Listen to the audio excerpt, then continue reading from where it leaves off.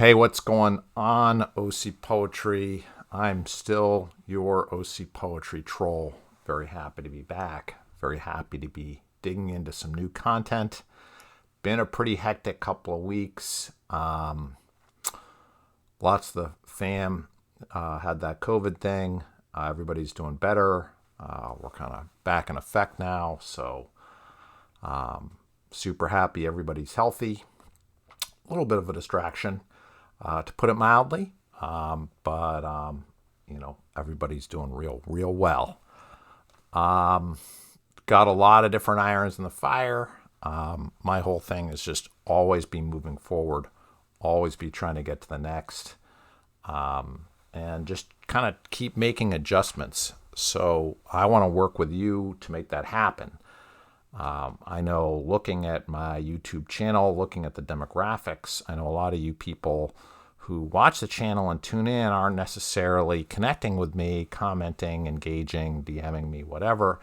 And I don't know why that is. I think the majority probably of people who end up engaging with me are men, but the demographics of the channel does skew towards women. So I'm kind of scratching my head and thinking, am I putting together content that's appealing to women, and that's why there's more of them? Or is it just that poetry as a space has a lot of women in it, and I'm not doing everything I could do to bring women viewers and create engagement with them? So you can not just be a viewer, but you can kind of be part of this family and help me build a platform with you about the things that matter to you, and that you value and that are important. So let me know what I can do to do that and what I'm not doing. I have things I want to do, and places I want to go, but doing those things alone, doing this journey alone, just sounds dumb and boring. It's going to be much more fun when we do stuff together. I know a big part of my brand is, I trash amateur poetry, so it's kind of like punching down, and I know that's kind of what I do. But I'm not doing this. I'm not punching down. I'm not making fun, because I think I'm better than people who write poetry online. I think my poetry is some of my poetry is great. And some of my poetry really isn't, and I don't think I have it all figured out. I think I'm still learning and trying to get better, just like everybody else. I just think it's funny when people are really defensive about their stuff and they don't want to take criticism anymore. So I always try to realize, not everybody's going to like my stuff. But that doesn't mean I haven't invested a lot of time and energy into developing a certain set of skills and expertise. And I'd like us to make online poetry better quality, more open, more transparent. The world of literary poetry, of literary magazines, is kind of exclusive and snooty and, not super inclusive. They make a lot of noises about being inclusive, but I would like to reach my hand out, and build something better together. That's what I'm trying to do. Part of that is going to have to be based on honesty. So let's get into it. Iliac. Honestly, Iliac, you send me a lot of poems. Honestly, Iliac, I think you know what you're doing. And honestly, Iliac, I think you have to choose carefully the topics and themes of your poems. Let's look at wartime. Oh, wartime, the word that shares a coin with peacetime. Okay, so Iliac is referring to Janus, which appears on Roman coins, where there's war on one side and peace on the other. Janus is a two-faced deity. From its corpulent coffers. So I'm not sure I'm with you on corpulent there, Iliac. I'm not sure how that word is adding value in this instance. just a little bit of a distraction. Hacking sick bayonet wounds in necks. Hacking sick bayonet wounds. Like sick, like sick dis bra. I'm not really sure. We go from ancient Rome to bayonets. It's not completely with you. Man up and get some healthcare. So tonal control, you start with O, wartime, the word. So the O there is this kind of high register of language, of kind of romantic poetry or epic poetry. And then we go down to man up and get some healthcare, which is this very low register. I'm kind of getting a little bit of whiplash here. I'm not saying you can't mix and match tone and mix and match register in one poem. You absolutely can. But it needs to be for a specific intent and effect, and I'm not yet getting that yet. Let's look at this second stanza. Wartime, a time that comes when seasons are turned over, not stones. When seasons are turned over. I'm missing the image here. I thought wartime is a season that never ends in human history. I'm not sure why it comes when seasons are turned over. When you hear factoids, there's another one of these kind of tonal misses to me.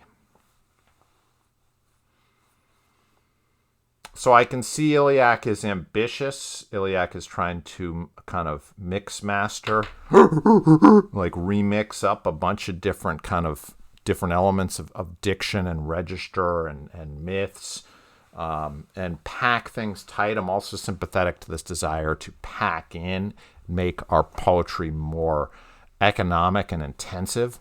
But this end result here is not as intelligible a poem and as moving a poem as it could be, were it to focus on something specific and locate the reader perhaps in one particular aspect of war, one particular person. There's no real you or I in this poem. It's kind of a little bit of an apostrophe poem, meaning an address by an inanimate object almost, or an address to an inanimate object. So it sort of has this conceptual thing. It's not all meshing together in that way. I would really like to have a you or an I or a he or a she in this poem. I think that might help as well. Who is being told to man up and get some health care? If we want to take this very deliberate political tack, I'm all for that. I'm fine with making a poem more explicitly about the world of politics and what we're living through today. I think I'm no enemy to that. But I think you want to come out really and make your attack from the onset of the poem if you're going to do that. I think going this sideways style is not. It doesn't win me over and give your poem authority to make its recommendations. Okay, let's look at moving from Red the Timid. I know Red the Timid's on a tear. I knew that, and Red the Timid's giving some good comments to other people as well, so that's really great, Red. I knew that I was going home after watching the yellow-gray water stain creeping from the vent, and thinking to it, I was there when you were born. So this first stanza, we're kind of, or tercet, I guess, we're getting this kind of private mythology moment. I knew that I was home only after watching the yellow-gray water stain creeping from the vent. And thinking to it, I was there when you were born. So there's this reference that might mean something to the speaker of the poem, but the person reading this poem is not going to necessarily have a reference to a yellow-gray and water stain and what the emotional associations are to that. Our associations is this is something that indicates perhaps poorly maintained housing or indifference of either the landlord or the owner. I was there when you were born could mean that we don't know whether that stain has been there for a long time or whether the stain is relatively new. So it's not helping establish the chronology of this poem in any meaningful way either. it's also the tone is a little bit. It could be kind of a little bit of farce, or kind of laughing at yourself, perhaps, self-depreciation. This kind of hero's return home is then kind of memorialized or celebrated only by this stain. I just wonder whether this is enough to draw the reader into your poem and its point. So we haven't really established that yet. I think there's also some passive language. I knew that I was home, so there's no real returning here. There's a knowing about something that happened. So these layers of passiveness in that first line. There's no kind of sense of movement. Upon returning home, I confronted the yellow-gray water stain, or the water grain, or open with that, the yellow-gray water stain celebrated my return home as it creeped from the vent, and said, and seemed to say, and seemed to declare, I was there when you were born. I don't know. Turn it around. I don't know. I think the passiveness of the language also creates a kind of remove effect.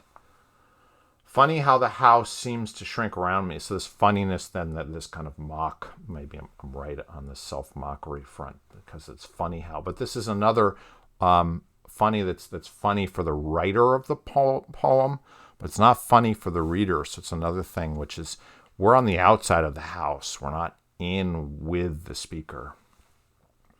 When I'm really expanding into it, I don't really understand that. So the first real imagery we get, like a finger fattening around a wedding band. But there's no marriage here. There's these domestic themes, but it doesn't coalesce or congeal into a domestic portrait. Then this funny repeats, this refrain of funny. And I'm not feeling it. Funny, too, how a reclaimed space is meant for you. Look at how late this you arrives in this poem. It arrives in the third tercet. And it's a poem with only 12 lines. So we're really most of the way through this poem when we get to the you, which is definitely something I would think about. Staking counterclaims with coffee cups. So counter is kind of this punning there, counter or countertop. But it's too late for this poem to now set the domestic scene, to show us the coffee cups, to show us the you, the sweaters, all these other things. It's too late. It didn't get that done, and instead it was having private moments of humor that were purely internal, that didn't resonate with the reader, at least not to my mind. Okay, conversation overheard from a lair. Dada gear, who I've called Dagadir or all sorts of other things, but it is Dada gear. So Dada gear. Dada gear does message me now and again, and I definitely appreciate people who try and stay in touch, and I also think it's interesting to get different perspectives on stuff, and Data Gear has certainly presented me with some different perspectives, but really wants my feedback here on this poem. So I have to take that at face value and say Data Gear wants to get better. I don't know if that's true. I'm not really super getting the impression that Data Gear wants to get better, but let's assume Data Gear wants to get better. How would we help Data Gear get better? Oh, there's that oh again. Oh, thank you. It is because of you. So again, this is another kind of hyperbolic, overstated. The reader can't take this opening that seriously. Oh, thank you, is because of you that I perceive the earth as a sphere and science is true. Science is true is too much. We don't really need that. I perceive the earth as a sphere. We already know that that the speaker is kind of a flat earther type. We don't need to know that that they're thanking for science. And science, what's weird is like, this is just kind of one of these things, like science, quote unquote, isn't true per se. Science seeks the truth through a series of kind of reevaluations. Science isn't final. Science is an epistemology. It's a way of framing knowledge and developing knowledge. It's not an exclusive way. We poets have our way as well. I'm not saying that we poets should be developing vaccines and stuff like that. But we have a way of looking at the truth that I believe is valid. We certainly have the right to pursue it as in our own way, just as scientists have. But saying there's this like science as true, is this really a mature way to grapple? So it's like, I also have this, it's like taking a step back, and I'm sorry to just like pull the plug so quickly on this poem data gear, but I feel like on Reddit sometimes I come up with these poems that want to grapple with like subatomic physics or like astral planes or like parallel dimensions or whatever it is, like science fiction type stuff, black holes or whatever. And it's not the case that we can't have those things in poems and like it's verboten. It's just the case that like we're generally speaking not experts in those fields. And there might be people who could approach that. So I think there's I've read some poems which evince a deep understanding of horticulture, for example. Clearly a poet who spent an incredible amount of time studying plants, studying flowers, and brings to bear this passion and expertise that can bring this topic to life for us. And I think that's really interesting when that happens. But that oftentimes on Reddit, it doesn't happen that way. I don't get the feeling that I'm oftentimes when I'm encountering a poem about quote unquote science and like what it's useful for and if it's good or bad or whatever, I don't always get the feeling that I'm encountering someone who's really and truly thought about, for example, like what happened in the Italian Renaissance, and like what changed about the way we think about the universe during that time. And then how did, I don't know. You see what I'm saying? I'm saying like it goes real deep, right? Like Galileo type of stuff. Like Galileo is like a complicated guy. His daughter was a nun, and like his daughter helped him do a lot of his research. And like, I'm not saying you should just write a poem about Galileo. I'm saying like all these different things are connected in complicated, human, fragile ways. So I think this poem sounds to me like it's going to be reductionist. If it wasn't for you, I might have wondered what was a star that far that I saw. And the unseen wind, how so near it blew. It is due to you that I wonder why the reflection that is blue we call sky. Don't you see, my dear little man? So this is too much of a good thing. This is just too much. Data gear was never the truth after which we ran. It was always our perceptions of the truth. I mean, I agree with you there, but this poem is just this big bundle of kind of metaphysics and posturing, and it doesn't evince true curiosity with any of this stuff, and thus it's a little bit boring.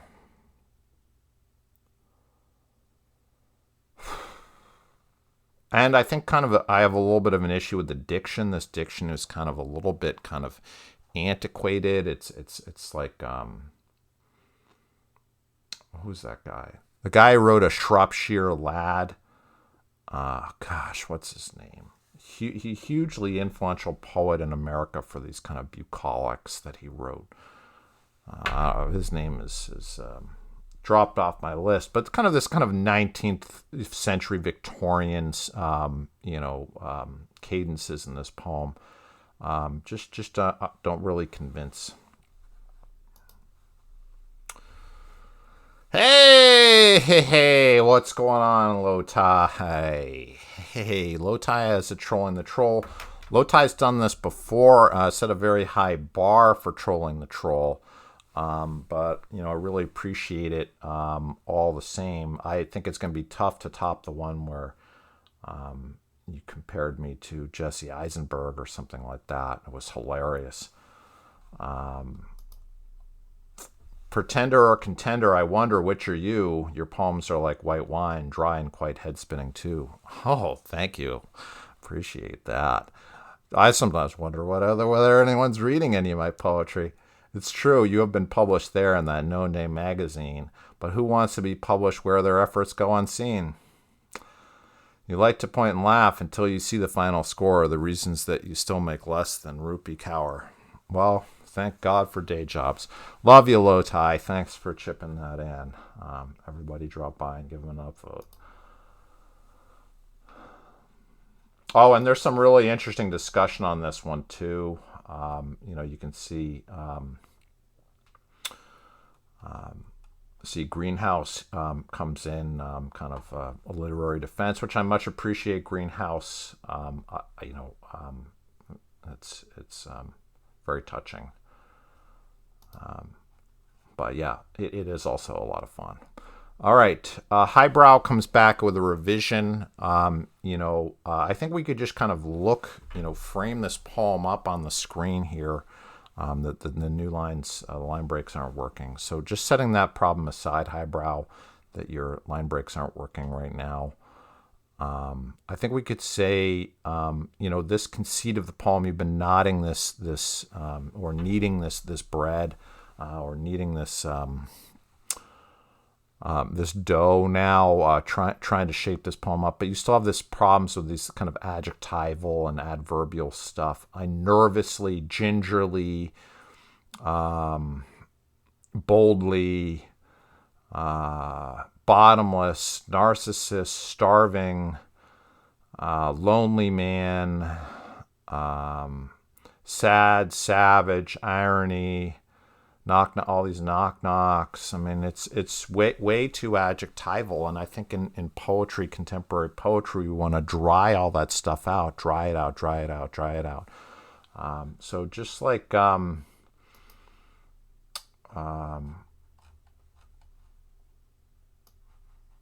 your poems are like white wine, dry. I would go even closer to vodka, folks. Get that dry. Get as dry as you possibly can, while getting people fucked up. You got to take all this excess stuff out. Not going to work.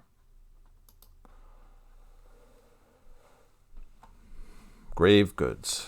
I think of how you slouch to make yourself smaller. I think of how you write in lowercase to soften your tone.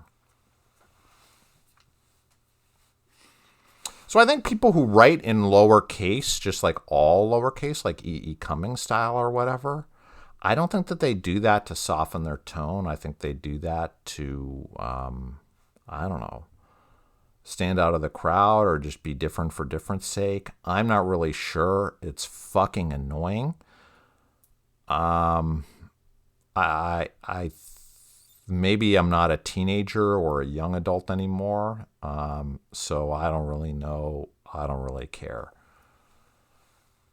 I don't know why this would be a topic for a poem to talk about this beloved who writes in lowercase.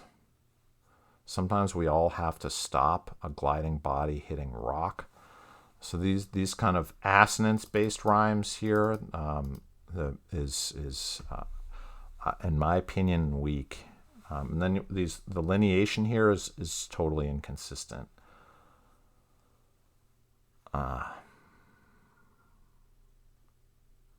Read some poetry. That would be my suggestion. Read some poetry. Frame your topics carefully. Open your poem carefully with a proposition, or what I call the gambit. Infodog. John Wayne's gravestone. John Wayne, great head, small man he was. That night he slid quickly into Warhol's rave. See the conceit of this poem. See how bold this conceit is that John Wayne, and I don't know if he did or he didn't, if this is historical truth or not, but I don't care. It's a great conceit for a poem that John Wayne wanted to visit Andy Warhol, an Andy Warhol party. I'm not sure they're called raves back then, but I'll forgive this poem for for saying that. We can imagine what's going on. I also don't know what great head is. Is that like a sex thing? Smart man he was. So that's I don't know. That night he slid quickly. Why does he slide quickly? I don't. And low, this low's got to go. You can't do this, Info Dog. Lo and behold, you really, lo and behold, should not do that. He gave so good. Gave what? With so many goers? Oh, please don't do that. Wow. We're trying to develop our facility with the English language, with the tools and techniques of English, of all the things that it can do by really focusing on cultivating verb choice. Gave so good. Likening it to digging graves. Likening what to digging graves? Furious shovels? But there aren't literal shovels at this party. I need you to show me what the party was like that John Wayne barged in on. I need you to show me the underground homosexuality of New York in the 50s. All around the main salon with gloves, others letting loose farcically. You're really losing me, Info Dog. And that's too bad, because the premise of this poem is $1 million premise. It's a really, really, really strong premise. The best premise of all the poems we've done tonight. You just need to develop your chops. I mean, choosing a topic of a poem is really hard, and we could see someone who has a lot of chops here. Iliac has pretty good chops, but this poem, the selection of this poem, it's not in and of itself kind of reaches the level of interesting for the reader. It's kind of this vague, purposeless, why. But Iliac has a lot of chops, so like Iliac might, to a certain extent, polish this to the degree that it might eventually even get published.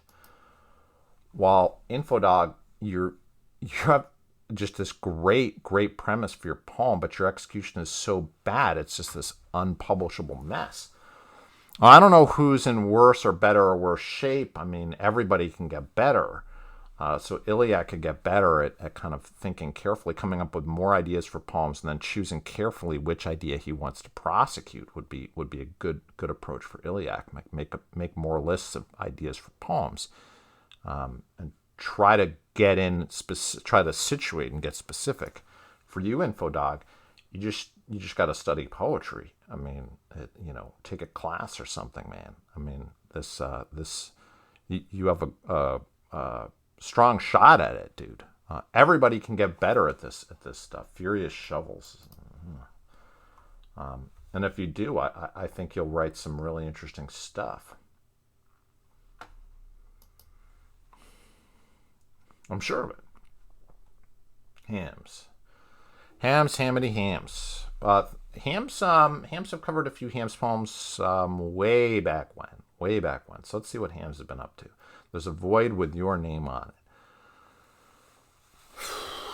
So this is going to be one of these Reddit poems, like black hole poem. Yep, it is. The black hole in my lung.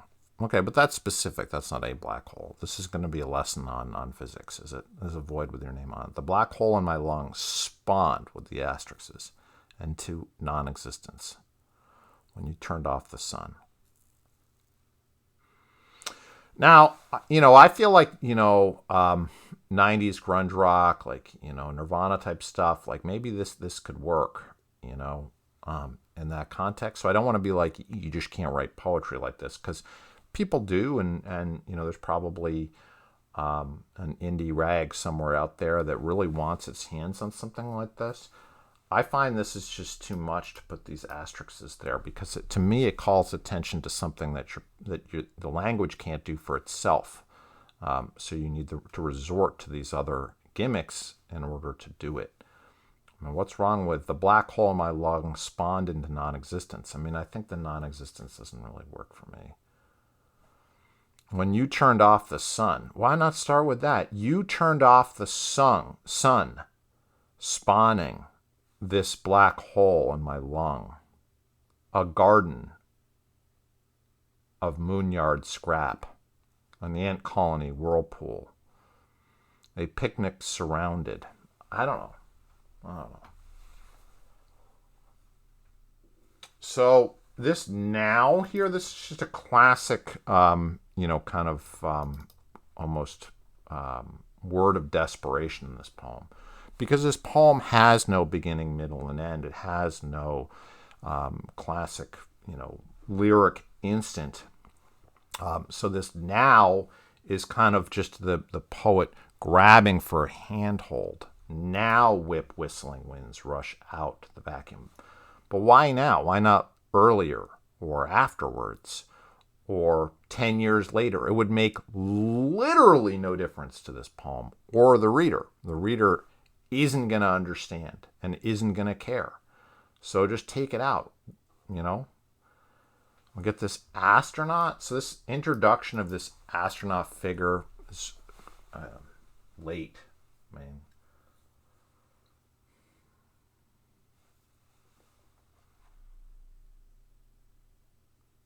so Hams, I think, is sort of more in this kind of iliac end of the spectrum of having some garden a moonlight scrap, ant colony whirlpool. Garden a moonyard scrap is not a bad line.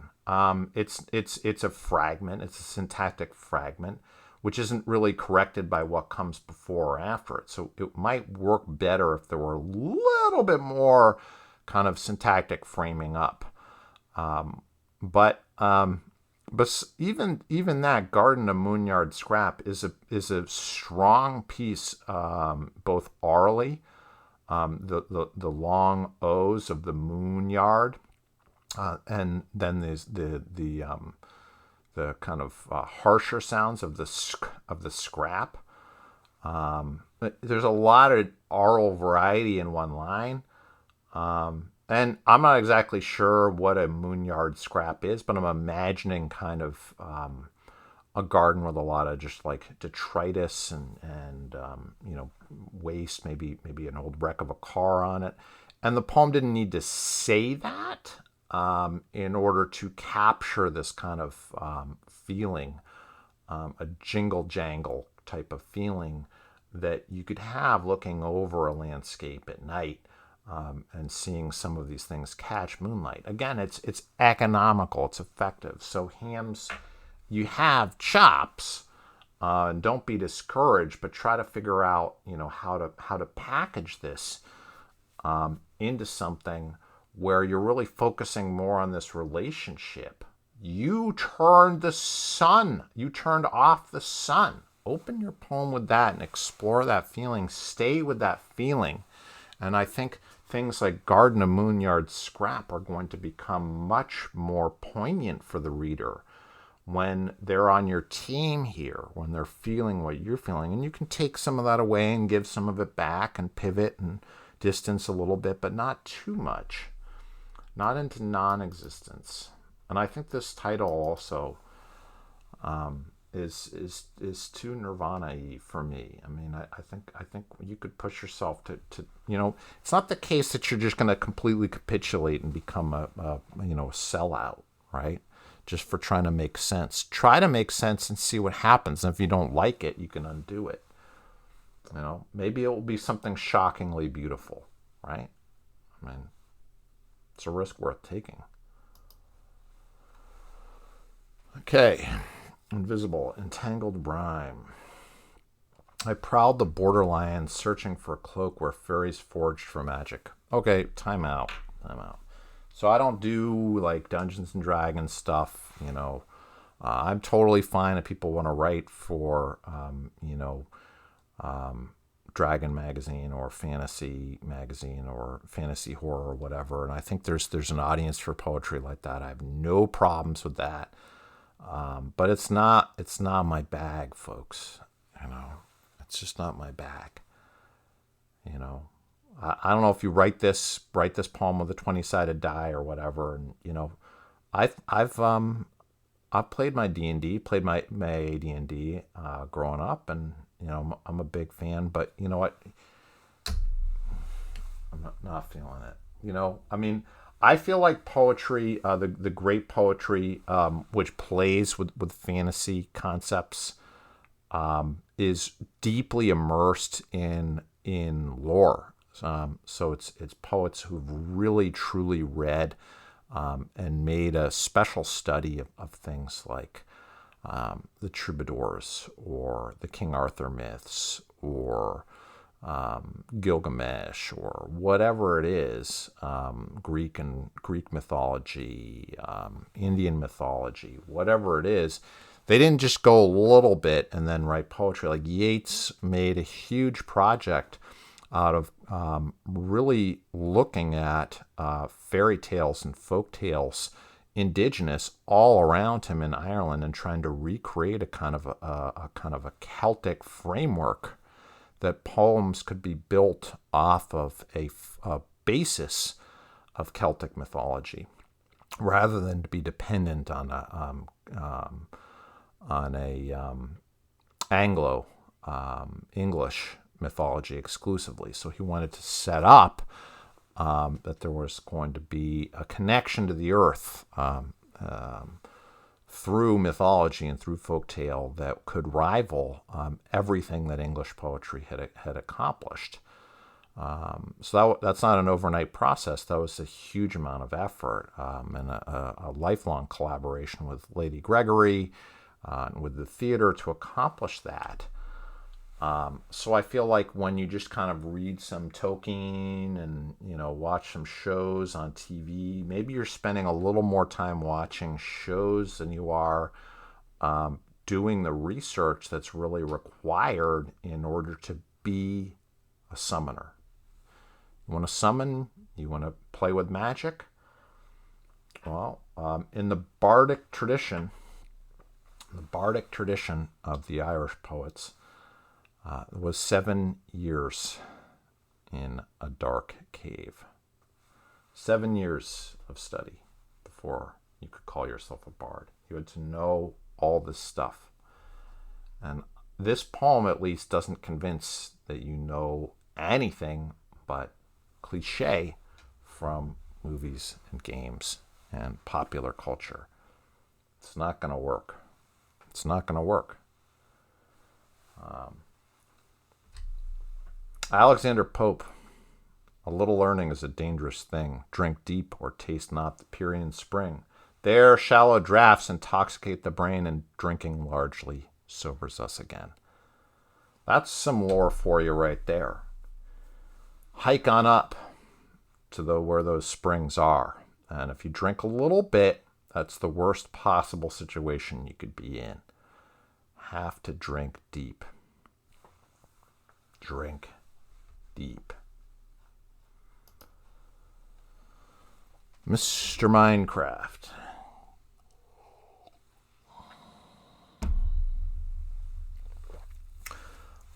If all my synapses are firing correctly, which is a big if since it's been a crazy couple weeks, Mr. Minecraft is the type of guy who gives some really great feedback on other people's poetry. So hats off to you, Mr. Minecraft. Fucking really appreciate that. I'd like to give you some help. Pay back that favor that you've put in the hard work on OCPoetry, trying to help other people get better. A garden where I plant my grief. My grandmother spent her days knelt behind the small white woodshed in her yard. Again, we got to pick the details that matter most. So that it's smallness and whiteness, I'm not sure that's contributing that much. We're blowing our, this stack of chips that's our kind of adjectival, budget for a poem. And we get small and white and frail and diminished. And we're kind of spent a lot of capital asking a lot of the reader's imagination without engendering specific associations. And, you know, I mean,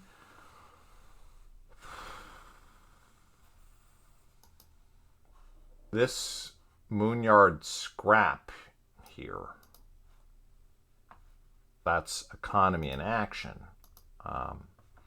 This is 3 lines, and I don't know that we've accomplished what we want to accomplish. Making small wells in cold soil. There's small again. So the small now repeats, which we don't want to do in cold soil, as you would in flour before cracking eggs. So that takes us out of the scene and shows perhaps the grandmother making something, but it's not her making something, it's us making something as you would. So this introduction of the you is now, it's not late, but it's odd. I would avoid that. Just stick to the I and the her, as she would, or as she so often did, or something.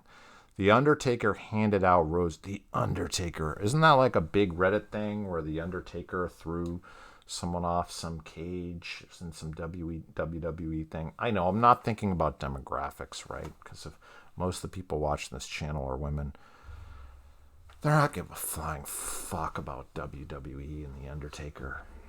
God, I'm such a moron. All right. The Undertaker, but it does sound like WWE. I still have mine. I kept it shriveled and dry. See, then again, the more of these adjectives. Time is a broken promise. So then there's this statement that Paul wants to make. But would it be better if this poem implied that rather than for it to come out and say it? What is advanced by this statement? How does this move the goals of really putting the reader into this situation and making them see, feel, and smell? There's this opportunity with the roses. How did the roses look and feel when they were first handed out? Not now, shriveled and dry. The page is always shriveled and dry. The page of the poem where the reader encounters it is always the dried version. It's the one that's been sitting on a shelf. Your language needs to bring it to life and show us the original flower. That's the goal of the poem. How was it? Yang Lian said, "When I want the flower to blossom, it will."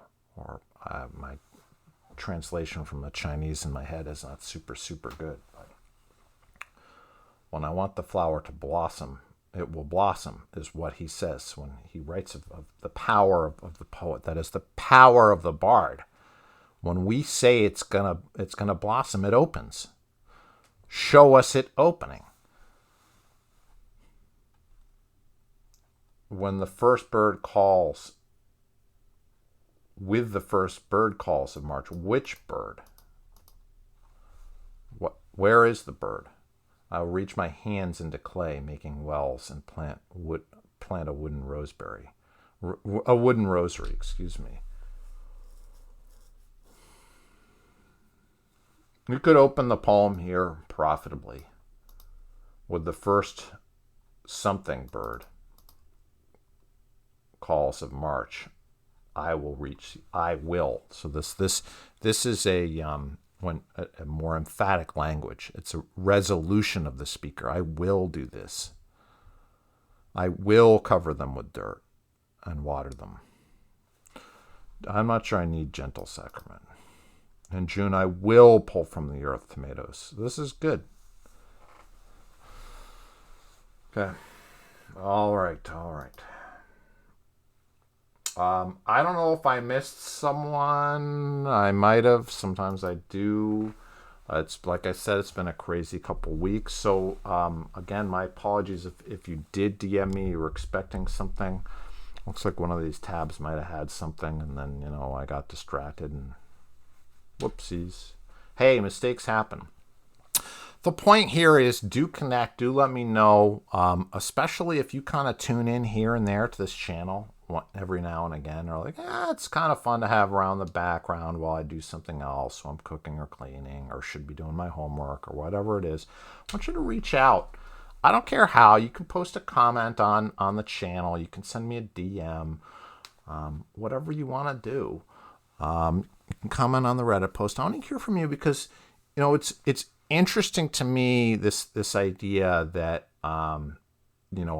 really I'm leaving some of the most important part of my audience and some of the most important part of growth from my perspective, from my growth, my opportunity to learn from you and get better. I'm leaving that on the table, and that's not that's not ideal.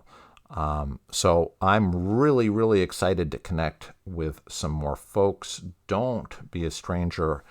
I know of this reputation for kind of being salty or whatever it is, and that's just not really who I am. I mean, some of this is just kind of like, I need to make a show. I need to make something engaging and interesting.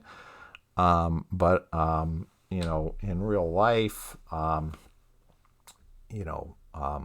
just a guy who passionately cares about poetry and would love to share that passion with you. Thank you so much, and see you soon.